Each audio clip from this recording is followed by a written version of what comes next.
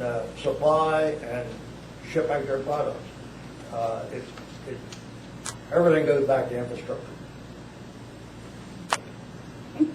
Thank you, Mr. Manlove. Yeah, and then you'll be second.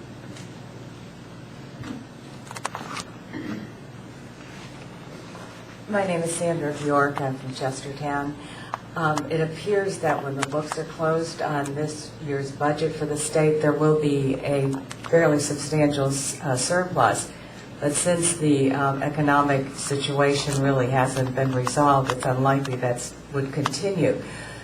What would be your thoughts on a surcharge on the income tax to help balance the budget or provide funds until the crisis is resolved? And I'd like everyone to answer that, please. Okay, thank you. All right, Mr. Manlove, I'll let you answer first. Taxes is always an issue. I don't believe with the economy and the way things are today that we should be looking for increasing taxes.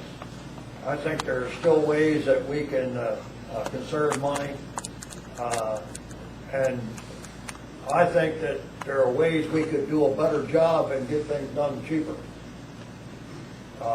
Whether I'm right or not, I don't know. But in my business, I always had to find a better way, and I think that with people in the state and the counties, there are better ways of doing things, and I don't think we've really scratched the bottom yet. I wouldn't support a tax increase at this time. It's just not economically reasonable. Thank you, Mr. Manlove. Mr. Munker? I think Mr. Pipkin could help us out with that. He could probably give us a donation. I understand he's a multi-millionaire. Talking about surcharges, and I'm sure he'd enjoy that. No, people can't afford an increase in taxes. We're taxed out. But the budget needs to be looked at again. I'm sure there's some fat there, possibly some auditing within each department. Find a little more fat, tighten the belts again. But we just to make note of the Bay Bridge, we've got to have that toll.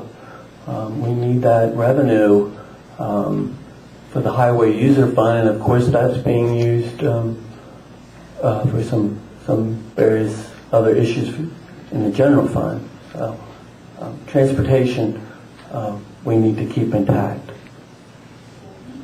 Thank you, Mr. Munker. Mr. Ault? Well, I can say it pretty simple.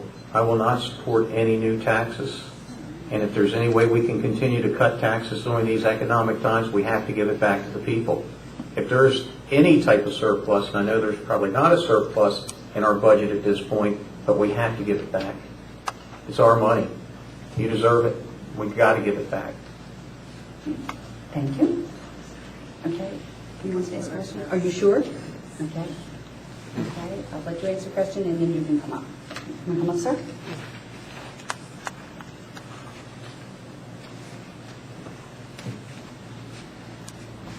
I'm Bob Naper from Chestertown.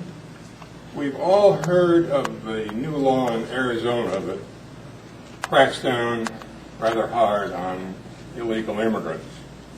And there are movements in other states to pass similar legislation.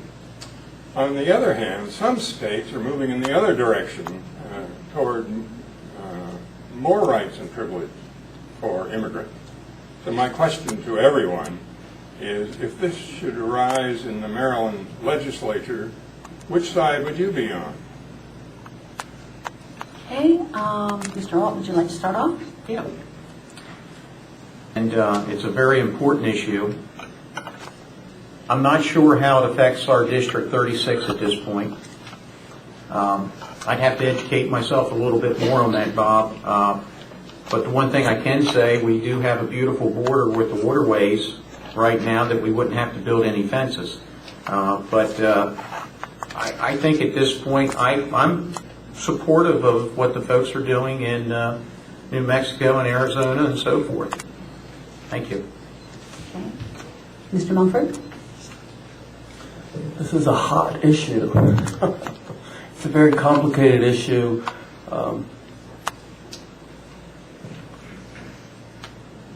We have a lot of immigrants here working in the nurseries, the housing industry. We have a lot of undocumented people here that are the backbone to a lot of farms and nursery businesses. Some of you probably have someone cleaning your house that's undocumented. I had a conversation with a woman up at St. Dennis's at the Bull Roast. I had a gentleman on my left, and I had a woman that had been in the country for 30 years and had family that she hasn't seen, and finally was able to become a citizen. It's an extremely complicated issue. You have those that say you need to abide by the rules, and then there you have, on the other hand, you have this side that says, well, if I wait in line, I'll be dead by the time the country looks at my papers. I would vote with the majority once I'm in. I'll vote for what the people want. The people's representative. Thank you. Mr. Manlove? Again, this is a very complicated issue, and in my opinion, it's a shame that a state has to try to enforce a federal law. I believe that if the federal government would enforce the laws that are already on the books, we would not have a problem. Now, I understand Maryland is either thinking about it or is somewhat of a sanctuary state. I am totally opposed to that. Thank you. The lady in the back, you had a question? Please come up. Yes, please.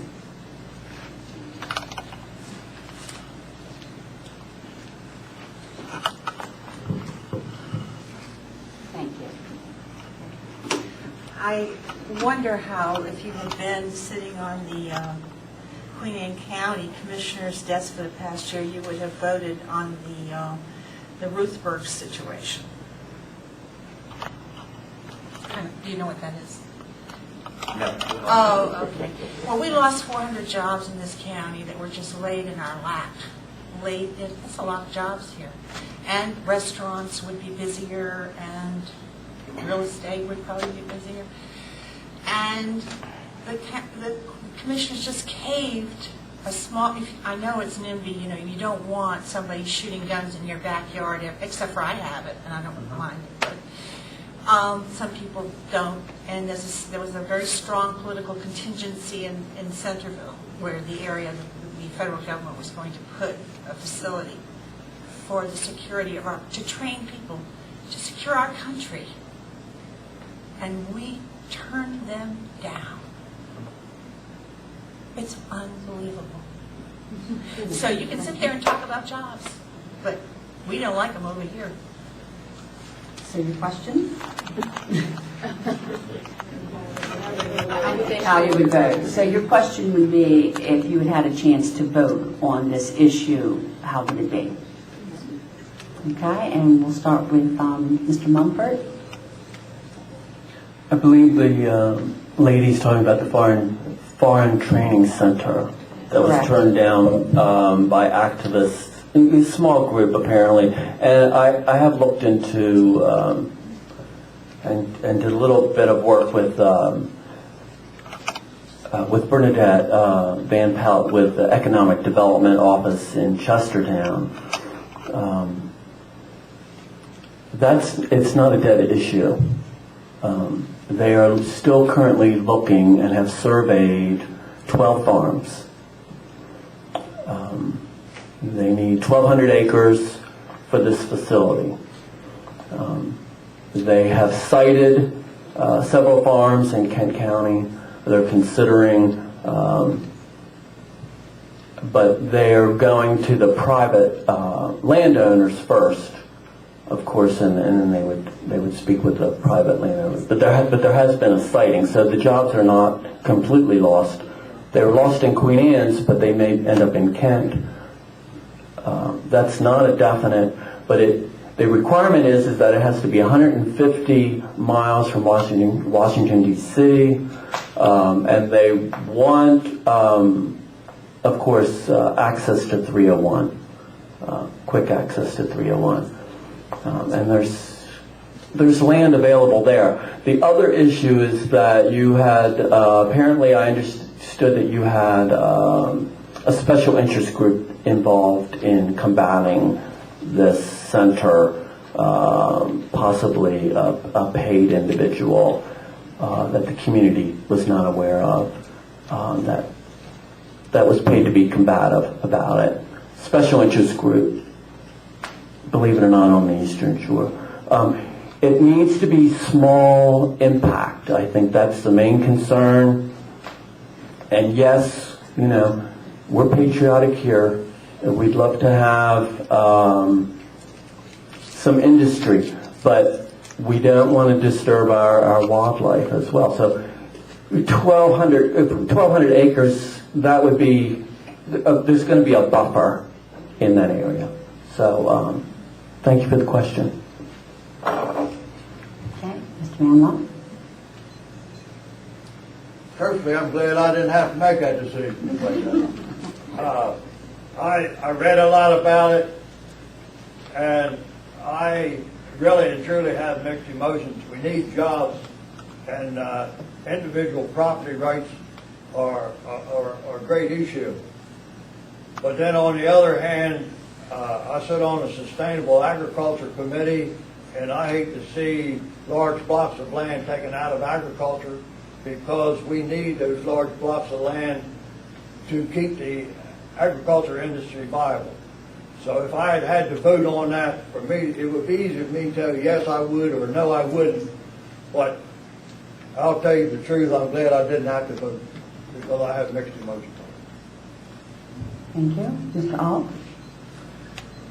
Well, I have to say, Stephen, you knew about that issue. It certainly wasn't one that I was very familiar with. And I would have to say that if I served on the Board of County Commissioners at that time, we would have had to take the input of the Chamber of Commerce, the Economic Development Group, and to see where they wanted to move forward with this. If the residents seem to be in favor of it, then certainly they should have moved forward and voted in favor of it. But if the residents in the area seemed as though it wasn't the right thing to do, then maybe that they made the right decision. So it certainly is a juggle, and I'm glad I don't know much about that issue right now. And I will certainly try to learn more about that as we move forward. Thank you. Other questions? Okay.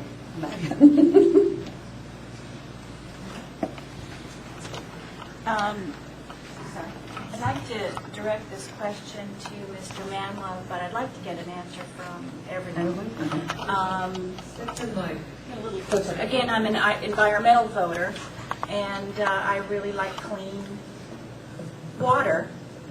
One of the major sources of pollution in this area is runoff from our farms.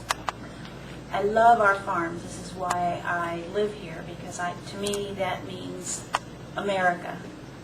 But again, I don't like the pollution. So, I'm looking for a common ground here. What is your feeling, Mr.